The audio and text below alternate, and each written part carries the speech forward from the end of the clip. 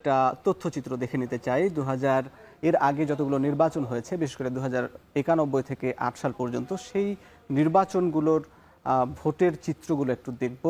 যেহেতু এখন এই নির্বাচনগুলো হয়েছে মূলত এফপিটিপি পদ্ধতিতে, এবং সেই পদ্ধতি এবং পিআরের পদ্ধতির তুলনামূলক একটু চিত্র দেখে আসি।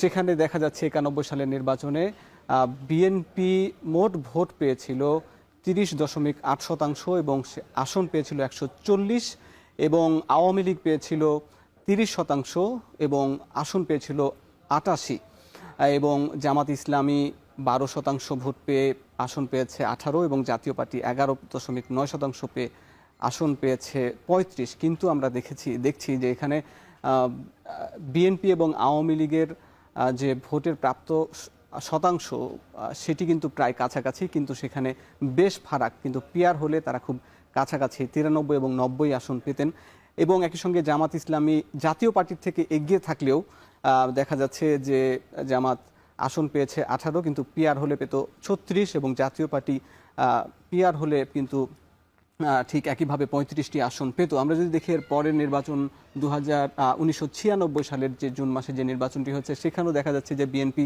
৩৩% ভোট পেয়ে আসন পেয়েছে ১১৬, কিন্তু পিআর হলে কিন্তু পেত ১০১।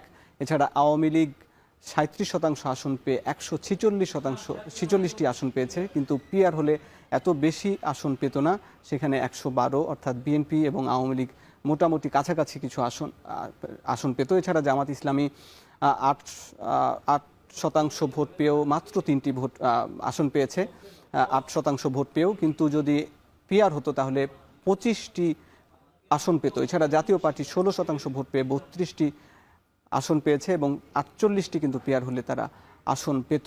এরপর যদি ২০০১ সালের নির্বাচন আমরা দেখি, সেখানে ২০০১-এর নির্বাচনে বিএনপি ৪১% ভোট পেয়ে আসন পেয়েছে ১৯৩টি, কিন্তু পিআর হলে পেত ১২৩টি।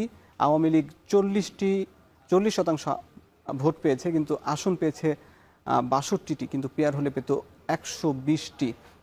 সেখানেও দেখা যাচ্ছে যে বিএনপি বেশ এগিয়ে আছে কাছাকাছি ভোট পাওয়ার পরেও, আওয়ামী লীগের কাছাকাছি ভোট পাওয়ার পরেও। এদিকে জামাত ইসলামী ৪% ভোট পেয়ে তারা ১৭ আসন পেয়েছে, এবং কিন্তু পিআর হলে তারা আরও কম আসন পেত, ১২টি আসন পেত। জাতীয় পার্টি ৭% ভোট পেয়ে ১৪টি আসন পেয়েছে, এবং পিআর হলে কিন্তু তারা আরেকটু বেশি আসন পেত, ২১টি আসন পেত। এছাড়া ২০০৮-এর নির্বাচন যদি আমরা দেখি, সেখানেও বেশ কিছু ফারাক রয়েছে। বিএনপি ৩২% ভোট পেয়ে ৩০টি আসন পেয়েছে, কিন্তু পিআর হলে পেত ৯৯।